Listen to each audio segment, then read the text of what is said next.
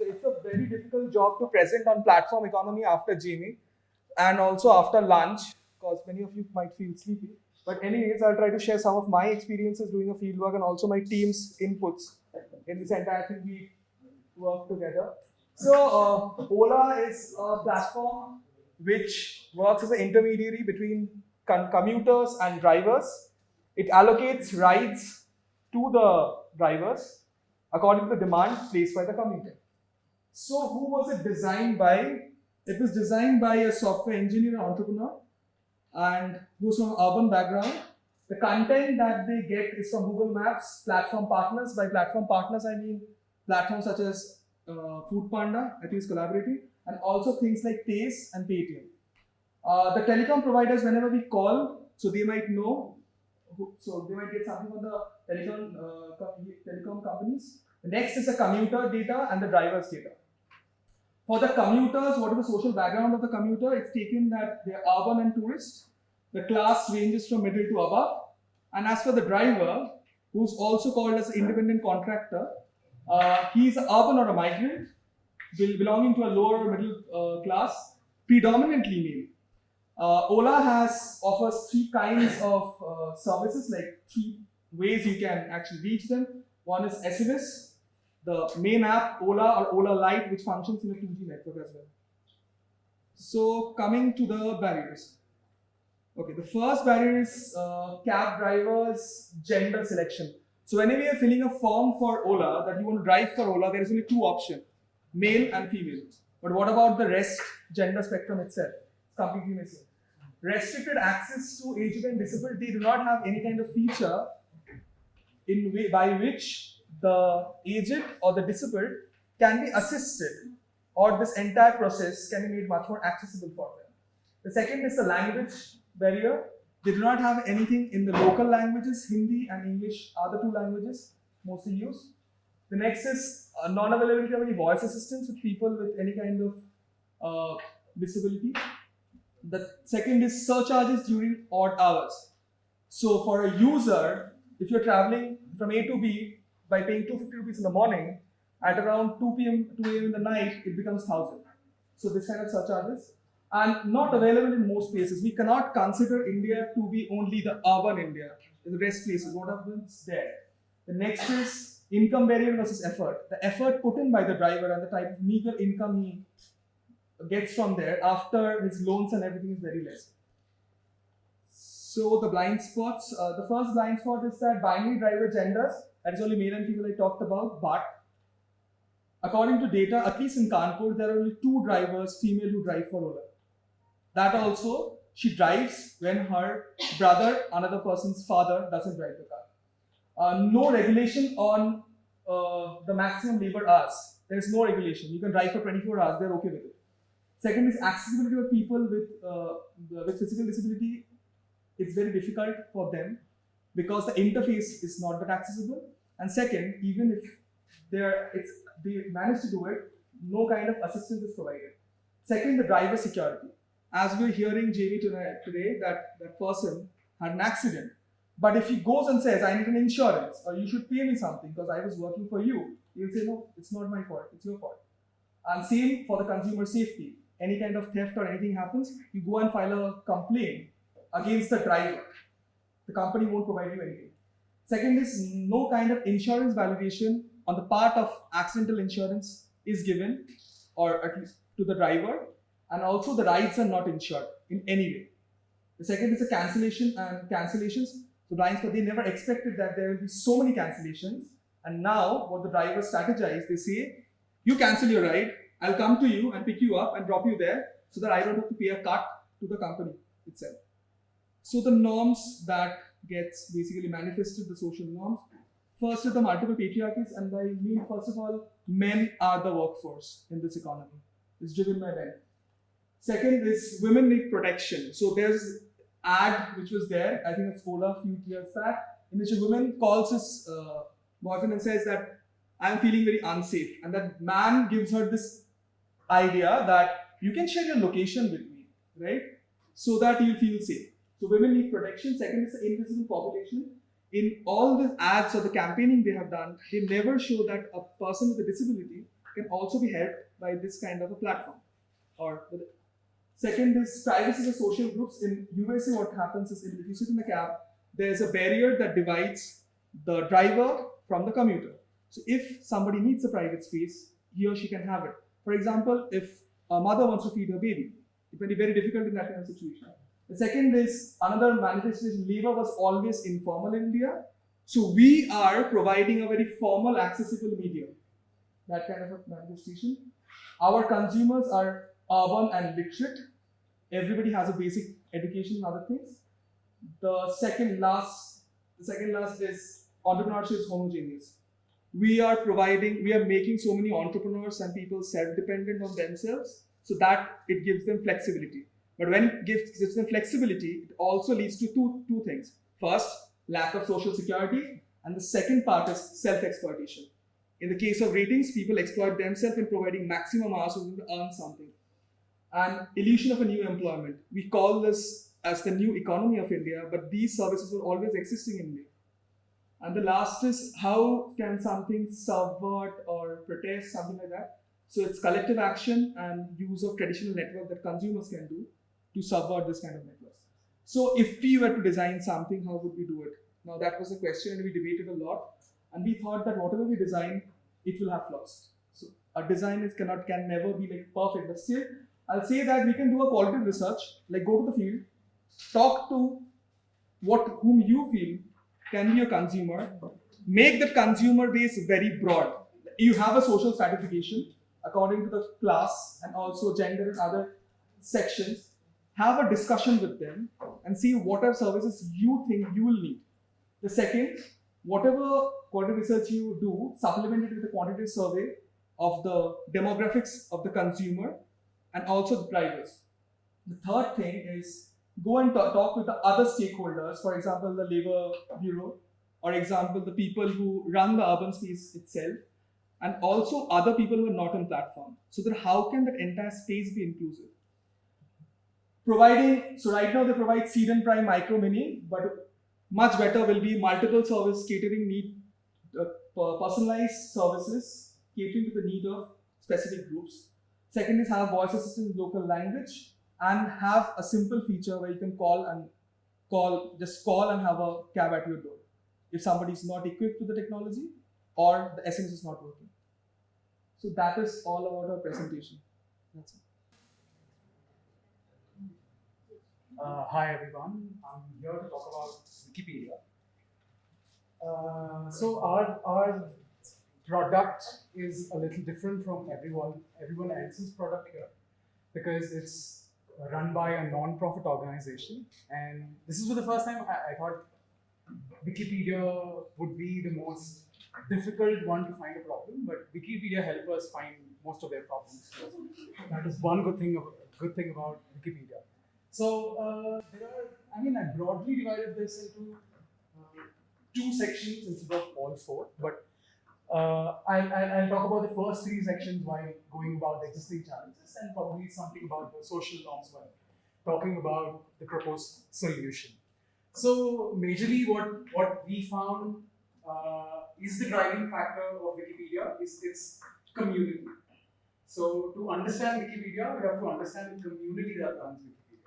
So to talk of the origin story of Wikipedia, it started as something that is for college-educated, English-speaking people, mostly in the US or in the academia. That's how it began, and now it is for universal access and is used as a source to find information. Maybe not the most credible information if you're looking for research, but as a primary place where people go to understand about topics or ideas. So the existing challenge is, yes, there is gender. I was shocked to find out there was only 9% women and 1% other genders in the community that creates Wikipedia. Because of this bias in the community, there is systemic bias in production of the knowledge assets on this platform itself.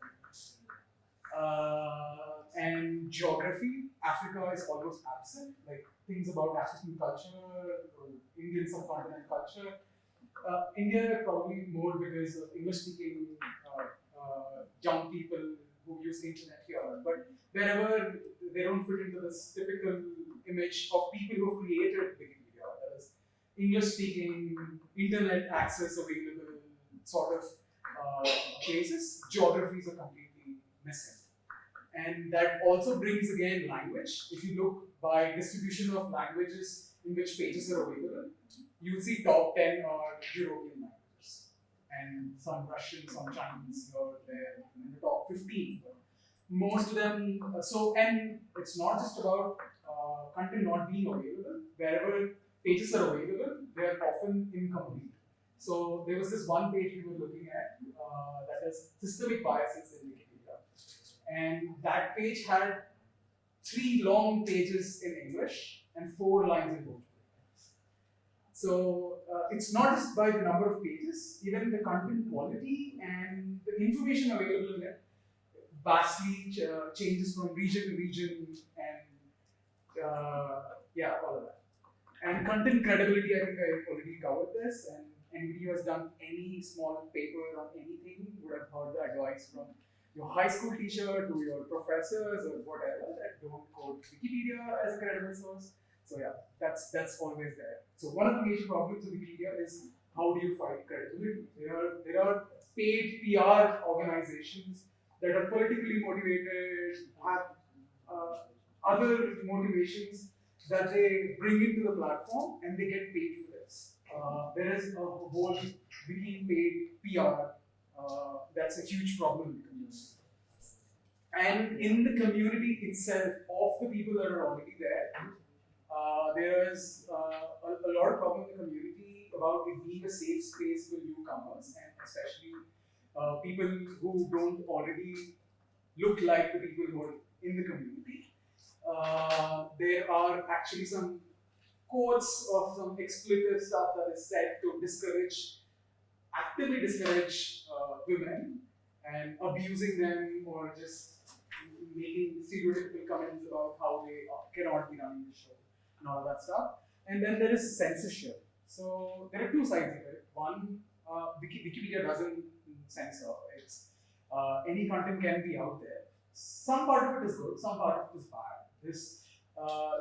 The problem here, I can take one example, is an English article about Muhammad had picture of Muhammad, which is offensive for anybody who believes it, has faith in that religion. So it has led to ban in countries like Pakistan. So the whole censorship part of it, how the content created is not toxic or controversial, how it impacts the Wikipedia is another dimension to look at. And coming to the proposed solution, what we have done is we thought we will concentrate our solutions around what to fix in the community rather than the interface or the software or the other parts of it. Because from mostly what we understood from our interaction, that it is a fairly straightforward website that is accessible. Most audios have written transcriptions, pictures have tags or alt images. So the accessibility side of it, beside the internet connectivity, is pretty decent. And you can use it on your mobile phones. You can use it doesn't require a lot of internet to load. So accessibility wise, we thought it was doing decent, but what needs to change is the community itself. And so some of the proposed solutions are how can you have some active creation of local chapters from geographies for minorities in terms of the Wikipedia current editorship. How can we help these minority groups become stronger in the community? Can we incentivize? Can we do some trainings for them or mentorship for them or conduct hackathons, some things like that, and also a change in the structure of the community guidelines itself. Clearly there is some administration side of it that is clearly lacking in terms of either we speak about censorship or attitude towards newcomers or attitude towards minorities. So how do you take these into your guidelines? How do we make sure we create a safe space for knowledge creation? And there have also been concerns about anonymity. If I, as a user, get onto Wikipedia and write something, can somebody who is an administrator figure out who I am? Is there personally identifiable information available with the administration of Wikipedia? Who can misuse this kind of available information? Can it be made more anonymous at the same time keeping keeping scores of privileges? Like the privileges of the Wikipedia community are mostly dependent upon what you already done for the community. You have been a master contributor, doing edits, cleaning up pages. You have more privilege in the community, right? So can we still have this scoring system while keeping anonymity or personally identifiable information out of the whole loop? And attitudes are done. Can there be penalizing misuse of administrative powers? There is definitely need for the whole administration side of it, but the privileges that come as an administrator, is it just privileges, or is there another side of it? Like, will you be penalized, or will you be like banned for the community for encouraging some sort of abuse or anything that is against the community's growth? So that was one thing which we discussed about, and there should be some awareness that should be created about the existing community biases in the information, so that the end user will know that some of the content might be biased by the community. Like, still we researched about it. We did not know that the source can have biases in what they say, because there's no.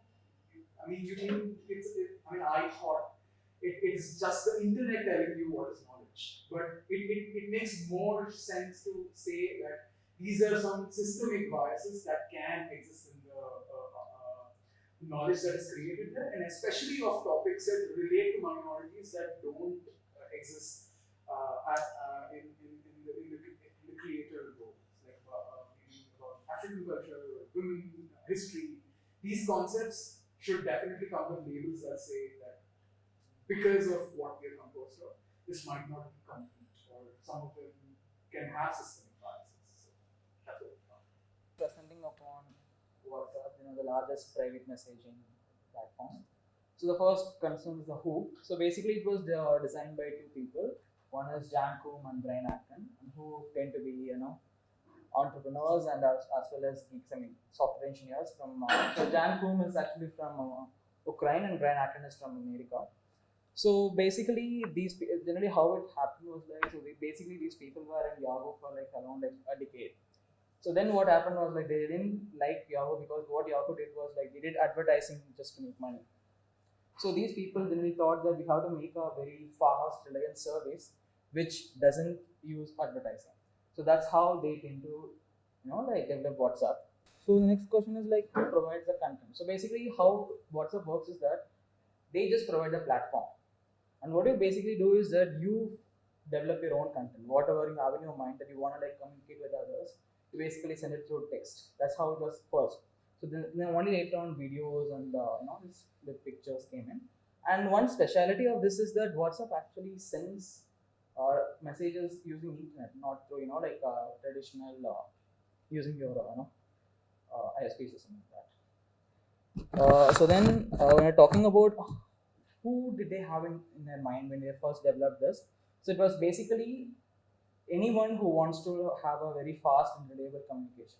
So, but what actually happened was that when they actually started rolling on their apps, it was first observed that a lot of teenagers tend to use it very much. Like almost 90% of the users were teenagers. So for the first 3 years, they basically adopted a strategy in which that they focus more upon teenagers.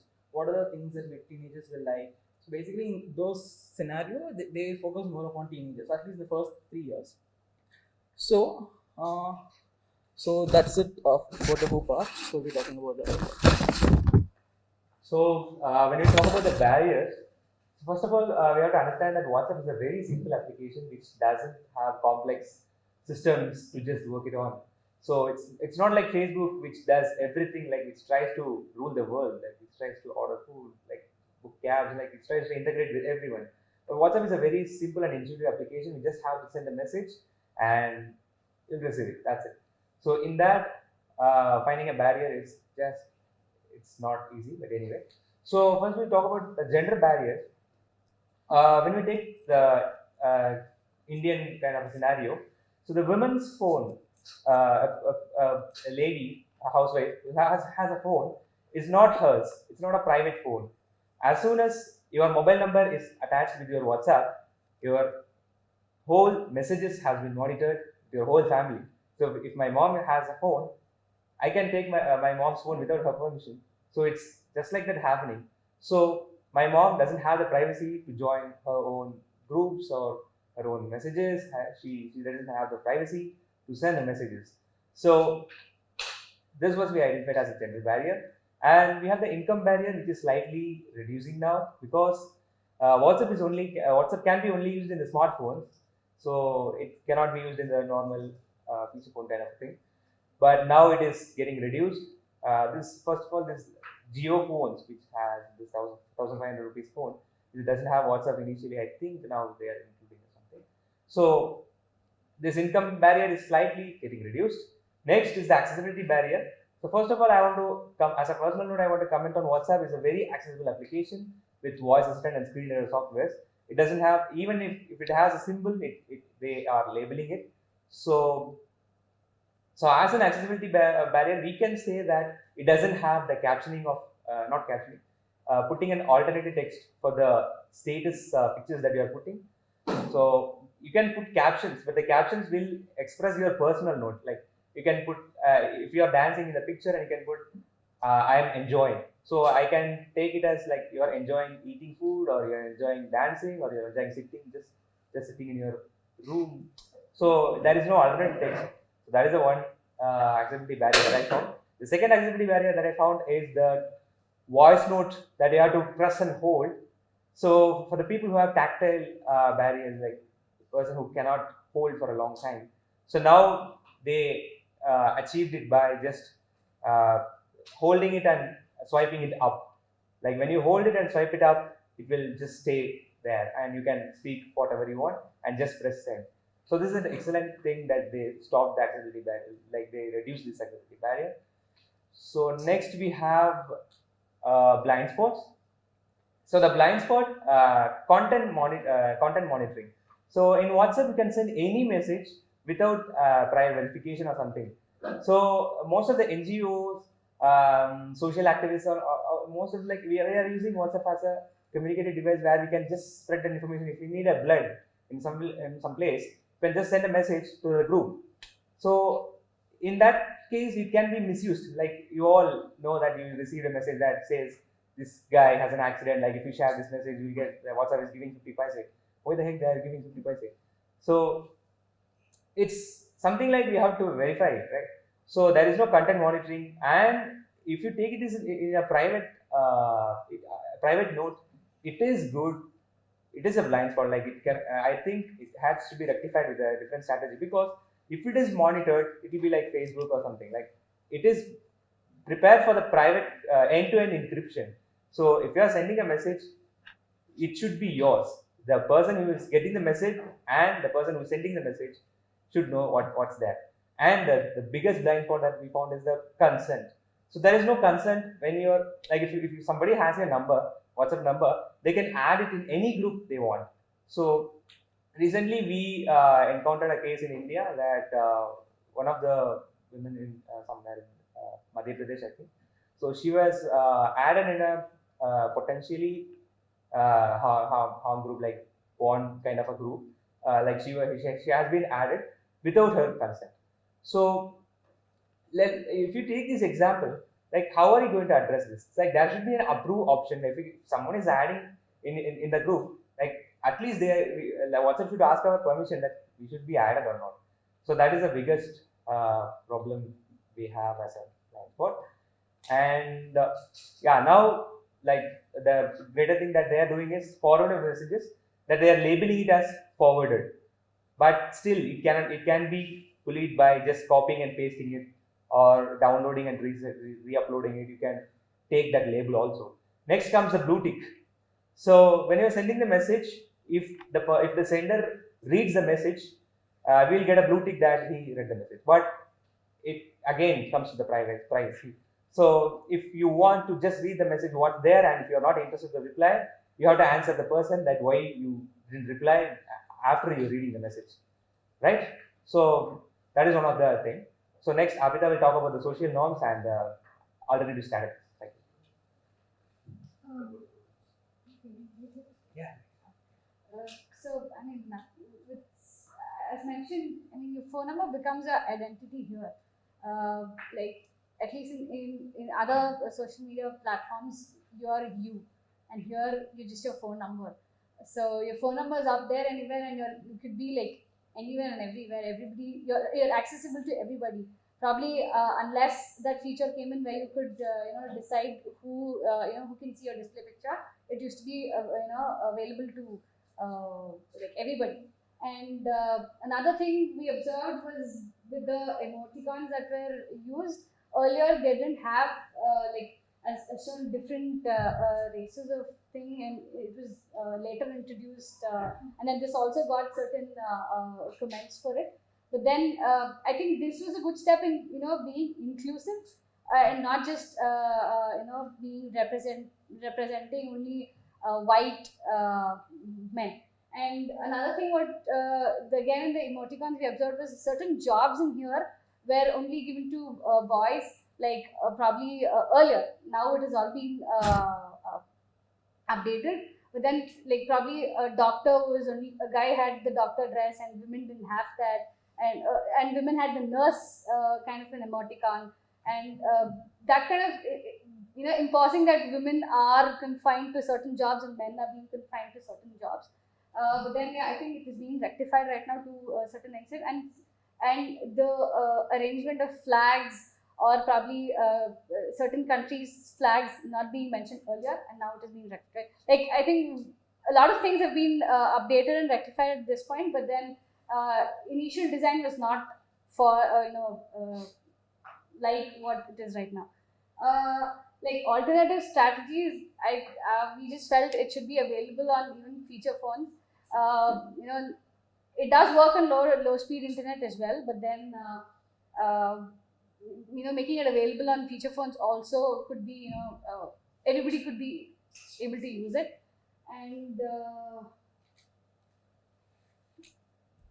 and then especially as Ajit mentioned, the content monitoring, like Facebook, there's an option of reporting certain content, and here although there's end-to-end encrypted content in here, I feel certain content has to be monitored, because in WhatsApp you can forward anything and everything. And recently I was just talking, the Zomato and Swiggy guy's video who's eating the food is being circulated so widely. I've been getting it from every possible group, every possible family group who is like, stop ordering online, stop eating from Zomato, Swiggy and stuff like that. I know it might be true or false. You do not really know the authenticity of the content that is being, even during elections, a lot of campaigning happens. Lot of campaigning happens through WhatsApp. And I'm not telling it's wrong, but then it needs to be monitored, is what we feel. That's it. Thank you. Anybody have any question for that? Not Just to comment, the blue tick, it can actually be disabled. If you go to settings, there's a privacy setting. Yeah, it can be disabled. Is that it? Yeah, I mean, it was Okay. Yeah. Wait, let me answer this. So it can be disabled, but the thing is, once you disable the blue tick, you cannot see others' blue tick, right? Yeah, so So- somebody's respecting my privacy. Yeah.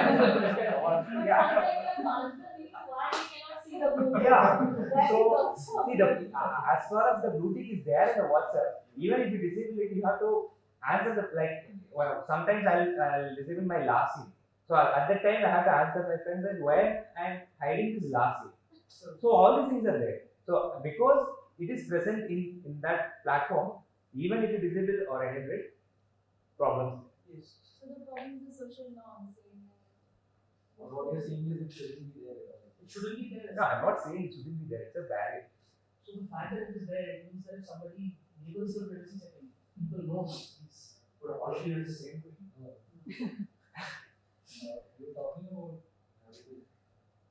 monitoring content, right? You can monitor everything all the time. If you do, there will be an outcry. Yeah, That's a privacy. that's true. That's still but that's true. I mean, I accept that. But then I think some sort of monitoring has to be there because I don't know if you can report the content the videos that you forward on WhatsApp or some vicious content that you're forwarding. But do you think they should monitor content? Is that what you said? Yeah, that's what I said. I mean, it should be. I mean, Reporting you is can't just. definitely monitoring the No, I mean, I don't know if it's available. If you can report, if that is there, then I don't think that it's. The problem with this is that with end-to-end encryption, WhatsApp cannot at all read anything that's been sent by one person to the other. And it Now, shouldn't. and if monitoring has to happen, then end-to-end encryption will have to go. You cannot report the content is reported. Like this content is some shit. No, But if you're it reporting shouldn't be, it's something like offense. so if you report this thing, message, it automatically means that you're basically the whole point of encryption. What's the content of reporting? Reporting is not breaking message. You can optionally choose to make. Yeah, You not can optionally monitor. choose to make one message public, and the other way who sent you the message will also get notified that your message, this person has been made public, and he has reported it. You don't even have to make it public. And when it is forwarded, If not monitoring, yes, at least the report. So after the reporting, maybe we can have a system like after when the reporting, maybe WhatsApp can see the reported message and then they can take an action, something like that. The report of message is no longer private. Yeah, But that's the point. that's the point of reporting. That's the point. Yeah. That's the point of reporting. Yeah. any other question? So you talked about the identity of the number being the biggest problem, but we didn't comment on how to solve it. So we couldn't find everything as a solution. So maybe because as you know, like time constraint and then you have to do a lot of research. But even if your number is public, so now the people are doing strategically what they are doing is they are registering the WhatsApp with the number with the number they are not using. Okay. So maybe if you are using a Geo number, they are registering WhatsApp in a number which is no longer used. They just register it and throw the SIM card, and then they are using a private number for some other things. So in that way, it's a strategic thing. It's not a very formal thing to do, but still, that's what people do now.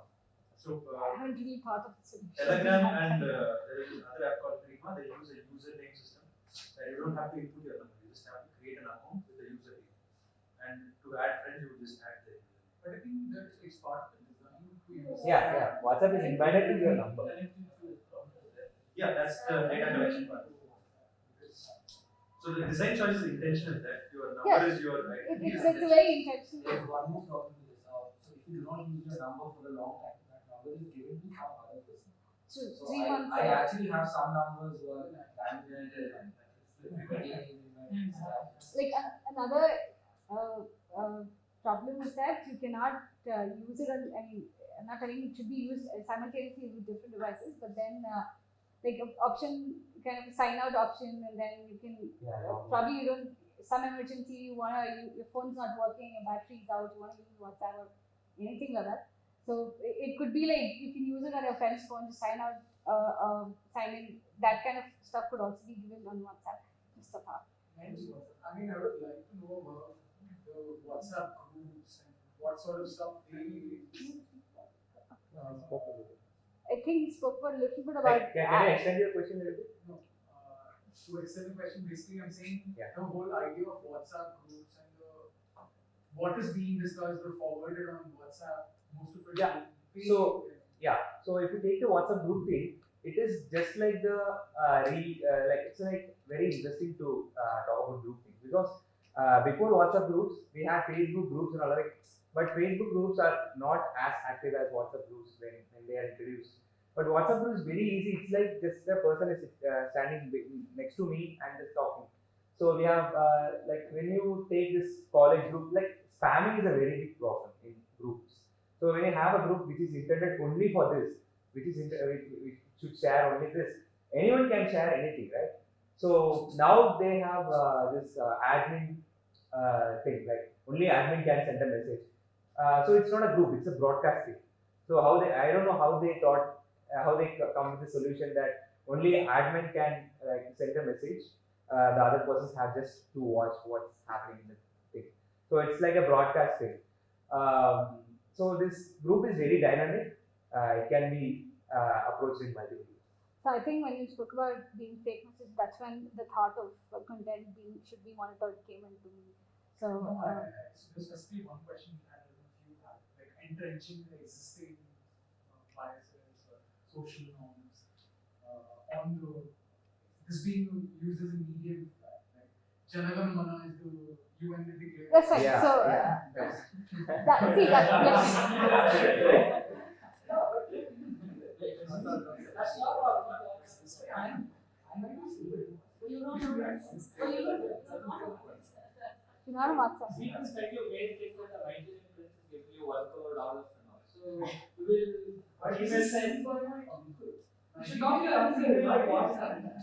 See, No, that's I why- mean, that's see, why that we- thought is yeah. when I told content We should be introduced monitored, this, and when reporting thing, yeah. Sharad said it's not really possible to have certain content monitored and certain content not. So I think reporting such messages should be the solution. If content monitoring becomes difficult, with one being monitored and one cannot. Is there any other question? Did you have like to work on the option of payment? How is that affecting people of lower income? You can send money to WhatsApp, right? Yeah. So yeah, WhatsApp payments, that unified payment is thing. So that UPI, which is integrated in WhatsApp, it's after the WhatsApp is acquired by Facebook. These kind of things will happen. Okay. So like they are also planning to give ads on the status, right? So they are also planning, like they are introduced this stories option in Facebook as status in WhatsApp. So all these messy things happens when this Facebook acquires WhatsApp. So when they try to enter into everything, the whole point of this private messaging changes. The dynamic got changing. So when you like, if everyone is using this payment interface, you can just ask, "Macha, send me 50 rupees." You can just message it, right? So it's just like that. So the dynamics keep on changing, and I don't think it will affect lower income group, because if you want to use, you can use it. It's optional. So Good evening. Our team's topic is Paytm. So we have a mishmash of points here for all the four things, and most of these points are they overlap with the rest of the categories. So I'll just take them on one after the other. So who designed Paytm and who was it designed for? From our research, it seems like mostly Paytm was designed for a very narrow set of people, mostly digitally literate, technically savvy people who can use a smartphones and like successfully navigate through this thing. And most times Paytm was only accessible to people who have a bank account, but nowadays it's probably not the case. And for only for people who can afford a smartphone and a data plan on the smartphone. I've tried accessing Paytm on 2G. It's not really a very nice experience. And Paytm is not available for any feature phone. So smartphone is a mandatory requirement.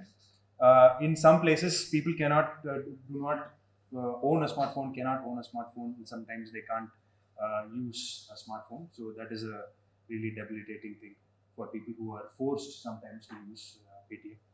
And users of Paytm are generally digitally literate, ergo mostly young and not very old, with good dexterity of fingers and no loss of limbs. So that is the who part. And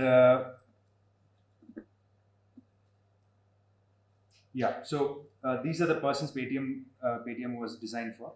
And there are some barriers, general barriers, as in terms of gender.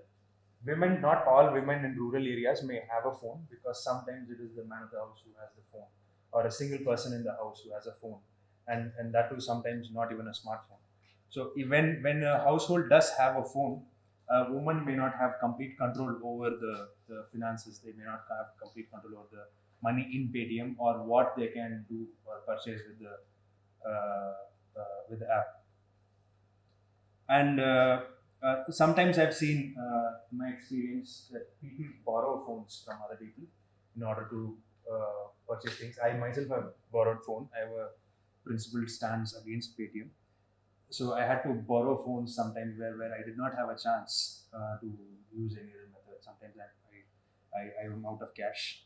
And internet is definitely not free, and it is definitely not available all the time everywhere. So in India especially, internet is quite a rare thing in some places. We take it for granted in the cities, but in rural areas it's really difficult. And in rural areas, actually the infrastructure, the communication infrastructure itself, it's a little rusty and unreliable, and therefore Paytm cannot be a full reliable solution for these people. Right? And usually in Paytm, one of the problems is that the Paytm platform and any other platform, similar payments and mobile wallet platforms, usually they support and they privilege the consumer, the buyer, the guy who goes to the shop and buys stuff, the guy who pays. The person who receives the money, usually a shopkeeper or a taxi driver or any business owner, whatever, they generally don't have immediate access to the money on Paytm. Sometimes they may be in a very sticky situation where they are not able to immediately use the money that they have on Paytm on things that are immediate necessities, like say fuel or food or immediate money exchange. So if you want to give somebody money, if you want to borrow a loan or pay somebody back, then you will have to expect them to also have Paytm. And also the platform is slightly designed to lock people in the sense that if somebody has phone pay, let's say, it's a competing platform, they are not really interoperable. And there is a limit on an amount of money that you can hold on Paytm, unlike a bank. And for people with cognitive disabilities, Paytm is a really bad application in terms of interface. The color choices are really poor, the contrast ratio is not up to mark, and there are like really annoying ads that might really mess up with screen readers. And the app itself is forget about who are considered cognitively challenged. For normal people who consider themselves quite tech savvy, who are even programmers who might have developed applications on Android phones, Paytm app is considered the worst role model for how not to design an app. Right? So I was speaking to Ankit yesterday, and he was telling me how the same action, like loading some money onto the app, he needs to relearn the flow of the action every time he has to do it, because it's so unintuitive. It's such convoluted maze of user interface that you just have to really struggle to do stuff on Paytm. And really unfriendly to people with cognitive disabilities because they have sacrificed usability in favor of beauty. Or I don't personally feel that the app is any beautiful or the color choice is any valid. But that's the choice they've made, and all these need a lot of work. There are advertisements that keep changing, and there is a carousel in the middle, which might be a really difficult experience for people with visual impairment. And Paytm actually makes it quite difficult for you to seek support. For example, the numbers yesterday for the research, I tried some of the support numbers to try to get to speak to somebody, and there were no. It did not even ring, so I could not reach anybody, and there is no option inside that would say, for example, if you make a wrong transaction, there is no way for you to effectively dispute the transaction or request a chargeback, even if the transaction amount is quite significant. So that is a really difficult thing. And Paytm does not really have that many language options. It does have a decent number of languages. All the major languages are available, but I learned from Ronit that Assamese is not listed, for example, and he was quite disappointed. So that is it. And okay, so Paytm perpetuates certain norms that whether willingly or unwillingly is party to the perpetuation of those norms. One of that is that digital transactions and digital economy is inherently somehow magically better than cash economy. Although I don't see any real value to a digital economy apart from the fact that the government can actually have a track on what you do with your money and how you spend it. But considering that a large portion of our economy is informal, what the app ended up doing is just force these informal sector into becoming formal sector, which fall under the tax bracket. Right. So what it does not take into account is that the informal sector is not without its problems. Right. The app has not considered the lack of social welfare or any kind of financial scaffolding, figuratively, so to speak, for these people, that they just made a tool that would just bring the whole economy, the transactions, into the fold of a ledger where the government can use to tax people with no regards to whether or not a kirana shop guy will have to bribe a policeman, to pick a really rather bad example. And other implicit, not very obvious but slightly ostensible if you look in the right places, is that the app considers privacy to be a non-essential aspect of human life, especially when it comes to people, poor people. There has been cases in the past where a sting operation by Cobra Post found Ajay Shekhar Sharma, the brother of founder Vijay Shekhar Sharma, went and just proudly told the guy who was stinging him that he was requested for a lot of data by a party. He didn't seem to be having a problem complying to the request. So that is one aspect that we need to challenge, and that the platform is encouraging. The platform is trying to build a monopoly around the whole mobile wallets area, and in doing so, they stepped on a few wrong toes, I guess, because this happened. Paytm Payments Bank was prohibited, so to speak, by RBI from starting any new bank accounts, because they were found to be creating bank accounts for people who did not really request it, and that is a direct violation of some of the RBI rules. Yeah. So finally, one of the more worrying things that I found is Paytm is right now not only a mobile wallet, it is a mobile wallet, a payments bank, and it is also an e-commerce platform.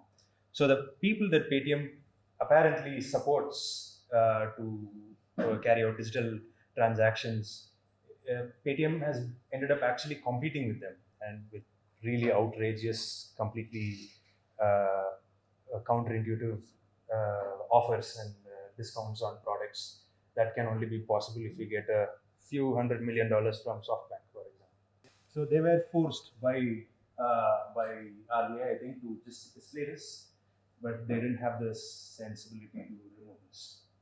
So that became a poetic statement of irony. I would start by making the app more intuitive for at least people who are not disabled. And from then on, I would just include inputs from people who actually use the app, which is mostly people from poor backgrounds, mostly people who are digitally illiterate.